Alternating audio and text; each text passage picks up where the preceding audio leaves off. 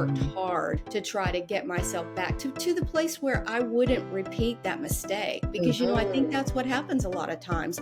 We make a bad decision, or we end up in a relationship or a situation, doesn't have to be a relationship, and then we get ourselves out of that situation, and what do? We jump right into something else. I mean, I've seen it myself. You jump from working too much to drinking too much to eating too much to shopping too much. I mean, whatever it is. So you have to almost dig down a little bit deeper.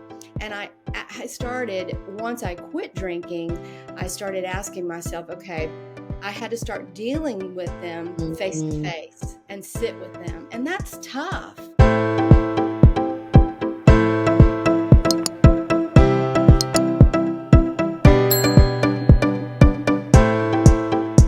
Today's guest is Janet Fugate-White, a registered nurse, author, and certified coach. Loves sharing her passion for living a happy, healthy, alcohol-free life.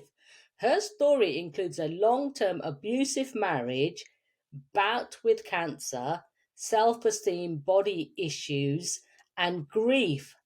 Janet's book, Finding Bliss Beyond the Buzz, tells her story and shares her method of maintaining a healthy lifestyle. It highlights how eliminating alcohol helped her to discover her passion and finally learn to be happy with authenticity. Now, Janet empowers women and men to be the best version of themselves. Welcome, Janet. Thank you. I'm so happy to be here. Thank you for being here. I'm looking forward to this conversation. I can feel that it's going to be a great conversation. Thank you. Well, thanks for having me. I enjoyed our little chat to begin with, and I know that we are going to tell the audience what it's like to be blissful beyond the buzz. Absolutely. So, after I've read that, what is one of the most courageous things you've done, if you can pick one? I tell you, it was definitely courageous to leave the toxic relationship. I was in that marriage for 25 years. But so that took a lot of courage, because unfortunately there's a lot of people who either don't leave or something bad happens and they can't leave. Yeah. But I'm gonna pick on and focus on the alcohol free, being courageous enough to say, you know what, it doesn't serve me anymore, and I'm just not going to do it. Because I think a lot of people don't realize that you can quit alcohol even if you're not an alcoholic. I mean, for some reason, it's the one drug where people are like, what do you mean you want to quit? Why would you do that? So if I had a cocaine addiction or something, they wouldn't say, oh, just do a line now and then. I mean, they would be happy I was quitting. But instead, I say, I'm not going to drink alcohol. And they're like, what? Never? Don't you want, you can have a glass. It won't hurt you. So I think it is courageous in this society to, take the break and, just say, I'm not going to do it anymore. And it really, really has changed my life. It's impacted my health. It's impacted my confidence. If I can do something like that, going against the grain, what else can I do? So I'd like to pick on that one. Yeah, that'd be great. I'm a teetotal. I have been for 8 years. I gave up as well. And yes, I just felt it didn't serve me anymore. There was no need for it. So I can totally understand. What took you on your journey of being a registered nurse? Is this something you naturally fell into from a young age, as we grow up, doctors, nurses, or is it from your experiences? It's so funny that I haven't really talked about this much. So thanks for asking. I did the work half a day, go to school half a day in my high school. And by chance, I got paired into a physician's practice. And so I was the receptionist at the physician's practice on my 12th grade year, and worked half a day. And I have been in healthcare pretty much ever since. And so I was the receptionist, and then I did the insurance jobs, and then I did, I just kept moving around and moving kind of up into the healthcare field in the clinical, mostly in physician practices. And I finally said, you know what, at some point, I'm like, you know what? I need to go back and become a nurse. That's the crux of the healthcare Mm. system. So I worked, it was kind of backwards, didn't just graduate high school and go straight on to college. It was after in the middle of raising my daughter and all kinds of things, but got back and got my degree in nursing. And I went back and was in the cardiac step down unit and really worked night shifts, which was tough for me. Mhm. But I met a cardiologist who needed a practice manager, and it was kind of like, you know what? That's what I do. So now I had not only all the experiences from my previous Yeah. roles, but my clinical role. So it was a great fit, and that's kind of how my career. I just kind of went on from there. Yeah, because I can come from a family of medics as well, so I can totally understand that. It wasn't for me though. I don't really like blood or needles. I went for the mindset instead. Well, Yeah. it's I've been a nurse for since Mhm. 1996, but Mhm. I've been in management. So, I've jumped in when needed, but haven't been hands-on for quite some time. You know how they pull you up there. Yeah. How has giving up alcohol changed your life? Well, I think alcohol for me was one of those things that just kind of kept the post traumatic stress syndrome and Mm. the grief and all the other things kind of pushed down. I had a big job. I was working a lot of hours, really stressful. And I wasn't drinking any more than anybody else. It was just, but when you get home and you open up the bottle of wine and you have one or two glasses, maybe you have the third. And I started realizing that it was a crutch. And after my Mm. sister died at the age of 50, it Sorry. really hit me hard. And I saw that I was, really using alcohol to cope. Mhm. And I never hit a rock bottom or anything like that. It was actually when my granddaughter was born and she was spending the night at the house. And I thought, man, Janet, this is your third glass of wine. What if something happens? Could Yeah. you really drive her to the, where she needed to go? And so I decided at that point I needed to cut back. Of course, we tell ourselves cut back, and what do we want to do? We want to drink more.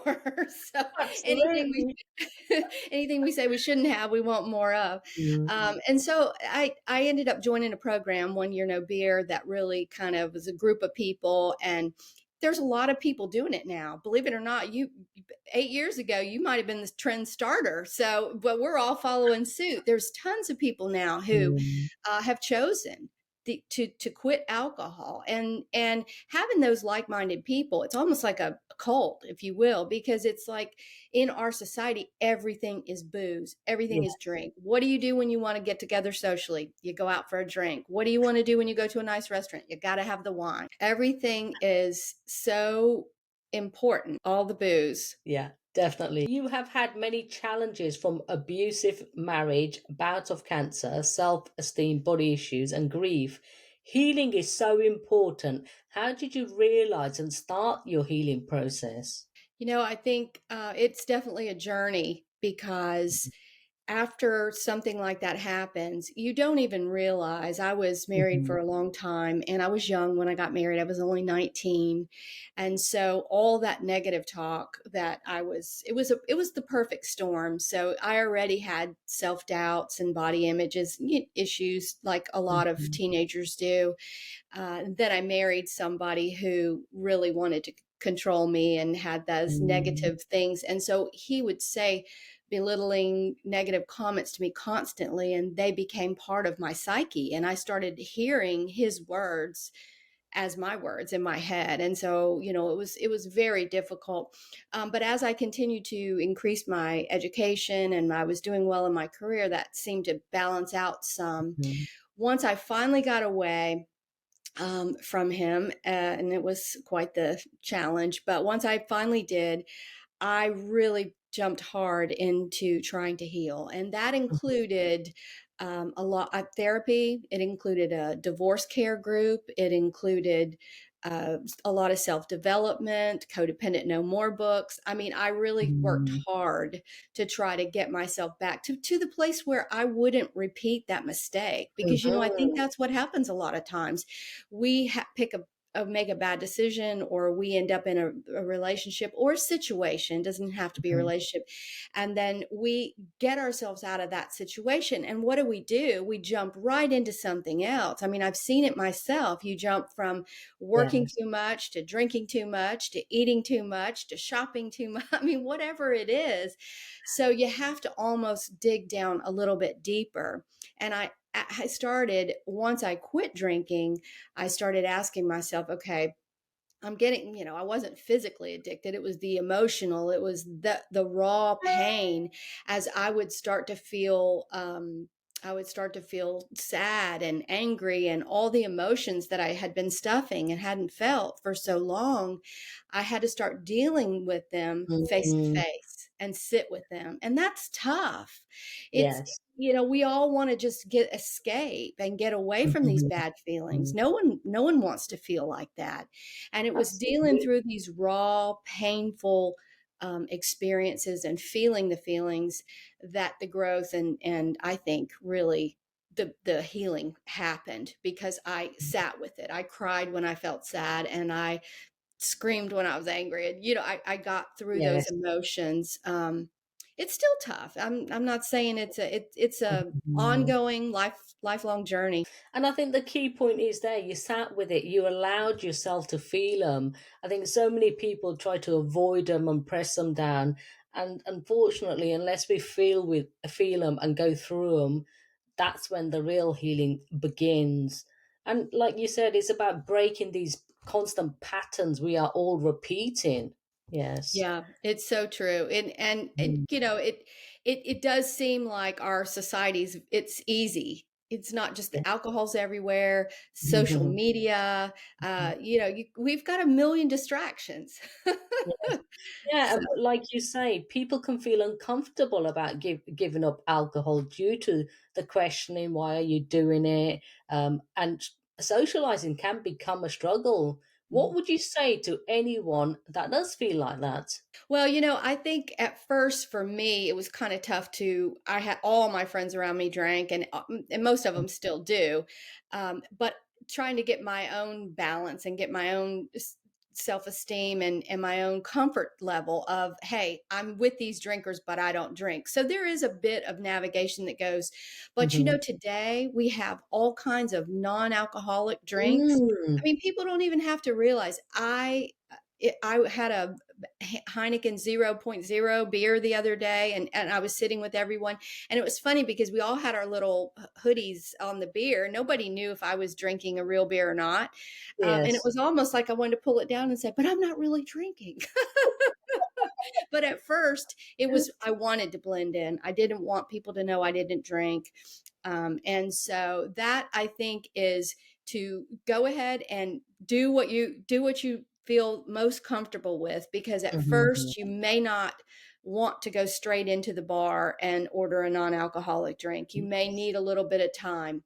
But as you get more comfortable with your own sobriety and with your own decision, and you start feeling better, you have more energy, Hmm. socializing becomes more of a challenge, in that if Hmm. you've still got the friends who want to go out and drink every day, it's not that you don't want to be with them. It's just you Yes. want something better. I mean, Yeah. okay, I'm not going to sit there until Mhm. midnight or 1 o'clock in the morning getting drunk, because tomorrow I want to get up and see the sunrise. I want to walk down to the waterfall. I mean, sober vacations have, what a Mhm. difference. Oh my Yes. goodness. You get so much more time. You have so much more energy. I mean, I think it used to be that I was having these alcohol holidays, and it was just trying to put in events between the alcohol. But now it's like I get to paddleboard, I get to go and do Yeah. fun things. So yeah, it's a huge difference. So I say hang in there at first, but it gets Mhm. better, and just go for it. And you'll find your balance, and you may have to get rid of some of your if Yes. you've got some hardcore drunk people that you just used to, that was all you did with them, it'll be difficult for you at first, but eventually you'll get there. Yes. If possible, what would you say is the number one thing, the most important thing you have learned about having an alcohol-free lifestyle? Um, I never said never. So Mhm. my goal was never to quit drinking and I never said I'm going to be a teetotaler, never. Okay. And I still haven't said it, Mhm. but I think for me, the most important thing about it is think about what you are doing with alcohol. So many Mhm. times we say, oh, we like it because it tastes good, or oh, we like it because of this or that, but really look at it. And I know for Yes. me, it was not about the taste. I mean, if I want Uh-huh. a non alcoholic beer now, that's fine. I'm doing it to fit in, I'm doing it for the taste, maybe. But the fact was, I liked the buzz. I wanted to not feel the feels. I wanted to feel the way alcohol does. Mhm. So I think the most important thing is to look at why you're drinking, because just like we talked about a few minutes ago, pushing on to some other addiction or Yeah. switching it for something else, find something healthy. Find a Mhm. new Mhm. healthy, maybe now when you're not drinking, guess what? You can drive somewhere at night. If Yes, you start drinking, absolutely. I mean, I think about all the things that alcohol did to limit me. I Yes. mean, and it makes it so difficult to be healthy because it's not just the empty calories in the alcohol. Once you have a few drinks, now you don't feel like going to the gym. You're definitely not going to prep your food. You're going to call and order the pizza. I mean, it's a Yes. vicious cycle. And so enjoy the health and the benefits. I mean, not to mention lower cancer risk, better skin, Mhm. improved energy, sleep. I mean, all the benefits. You've Yeah, lived it's it for 8 years. absolutely phenomenal. And so I think first, and even as we go, start realizing that you are benefiting from this. And then if you want to add alcohol back into your life, which I say, why would I? Think about Yes. why do you want to add alcohol back into your Mhm. life? Especially give yourself some time. And if you want to add it back, you say, oh, well, I want a drink with this or that. Mhm, I have mhm. found, Anita, that the only time I want to drink, still almost 4 years out, the only time I get tempted is when I am stressed out and want to Mhm. medicate. And that's the Mhm. least time I Yeah. need to drink. So Absolutely. Absolutely. so Yes. that's what I would say. Check Mm. yourself and find out why you want that drink. And Mm. and could a non-alcoholic version do just the same? And play it forward. That's my favorite tip. So, and you can use this for anything. It's my favorite tip. Mhm. So Mhm. I'll be somewhere, and it just happened to me the other day. I was at dinner with someone, and she ordered a glass of wine, and for that split second I went, that wasn't my red. That's my drug of choice. I would love to have that. I thought about it for a minute, and I thought, I'm not going to want to stop at one. Then I'm going to have two. Then I'm not Yeah. going to feel good in the morning. We've got paddleboard Mhm. lessons, blah, blah, blah, blah, blah. So I played it forward and realized it really wasn't worth it.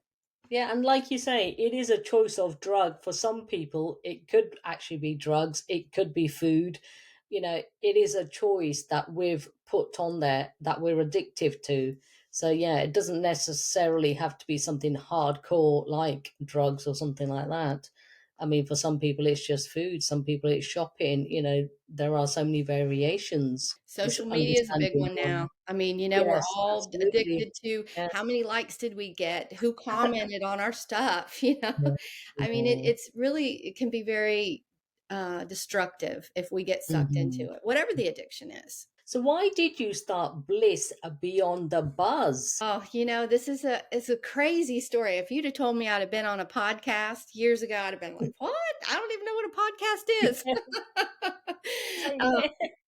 So but the title that I came up with is how I really feel. I'm not Mhm. really focused on the buzz. I'm focused on the bliss after it. So, because I was able to get that out of my life, it gave me the space and the freedom to explore what other things I wanted to do. And it stopped the vicious cycle of the hating, of myself. And I Mhm. said, hey, what else would I like to do? And I went on the self-development journey and decided, you know what, I want to share this with others. It's kind of like when you get a bargain, right? So you go to the store and you get a 2 for 1, and you tell 5 people, guess what, it's 2 for 1 down there, 2 for 1. And that's kind of how I feel when I talk about my alcohol free life. And I've Mhm. seen it with my clients. I mean, I have them take a picture of themselves day one. And by Excellent. day 30, 40, already they're it's amazing how much better they just, they look, they feel, their eyes are brighter, and they don't Mm-hmm. even believe it. They put those side by side pictures and they're like, wow, just from not drinking, I didn't even change my diet or anything. It's yeah, so I love what I do now. I share that. And it's not just about alcohol. A lot of times people come and maybe they don't even drink and that's not even their issue. It's more about living that holistic lifestyle. Sleeping good, eating right, exercising, all the things Absolutely. that we yeah, Mm. that we need to do for ourselves. Tell me about the message intentions behind the book and who is it for? It's for anybody Mm. who feels like they are trapped. And, I think a lot of us just push through. You think about your 30s, you got your kids, you've got your career, you're doing all those things. You push, push, push. Then your parents get older, you have to start taking care of them. It's like we always put ourselves on the back burner. Mm. And guess what? There is no back burner. I mean, my friend died last Monday, and she was Mhm. 57 years old. It was Mhm. unexpected. I mean, we don't know if we're going to have tomorrow, so you can't wait Absolutely. until Mm. all these things happen to start being the best version of yourself and to start enjoying your life. And I think one of the things that we don't focus on is our own values. Now, anybody who we asked, you said, hey, what do you value? You'd say your friends, your family, your health. Mhm. You'd say all those things. But then what does your life look like? Are Yes. you putting yourself first? Are you spending time with your family? Or are you working your butt off and doing something you don't even love to get stuff that that you have to take care of and man? I mean, you know what I mean? It's Yes, yes. focusing at your foundations and at your life. Are you living the life you truly want to live? Are you Mm. doing what you love? And I am now. Absolutely. So what resources do you recommend, tools, daily tips to anyone that wants to start living a alcohol-free life? Well, the first thing I would say is I'd love to have you on my Sunday program. I do every Sunday on my Facebook, Bliss Beyond the Buzz. I do a Sober Sunday podcast or a Facebook live at 8 a.m. That's Eastern time. And love to have you in my community. But there's all kinds of other sober communities. I would suggest that. I would say read my book, read a lot of the other, we call it Quit Lit. Books, Mhm. and I've got a whole list of books that can help you, give you tips and ideas. It's about breaking the habit. It's Mhm. about putting something in its place. You can't quit something in a vacuum. So, what is it that you want to put in place of alcohol? Mhm. Maybe when you see how much more time you have, you're going to be surprised. Maybe you can take up Yes. that yoga, or maybe there's something else that you've always wanted to do, or you'll have more time for self care. If we don't Mhm. take care of ourselves, and we have a health event, it may be too late. And Absolutely. you can do for others only if you are healthy and able to take care of yourself. Resonate that enough. Absolutely. Where can the listeners find you online, your book? What's your website? It's if you can remember Bliss Beyond the Buzz, you can find me anywhere. So my Facebook page is Bliss Beyond the Buzz. My website is blissbeyondthebuzz.com. My book is Finding Bliss Beyond the Buzz. I've got an Instagram page. And I'm actually getting ready to start a challenge on 3 W's. So it is water, walk, and write your gratitudes. So it's $30 for 31 days, and it's going to be a lot of fun if people want to join in on that. So I'm always doing something. Just join me and follow me, and we'll get through this together. That's great. Thank you for sharing your courageous journey with us today. And by doing so, you have helped so many others. Janet Fugate-White. Thank you so much for having me. I just enjoyed it. It was a pleasure. It's my absolute pleasure too. So, my final question to you is, as we are Create the Courage to Be Fearless podcast, what is your definition of courage? I think I thought about this, the courage, and I think courage is getting in outside of your comfort zone, Mm. because we stay sometimes in the fears and our limiting beliefs, and we're afraid to be courageous. We're afraid to step out and do something. We're afraid we might fail.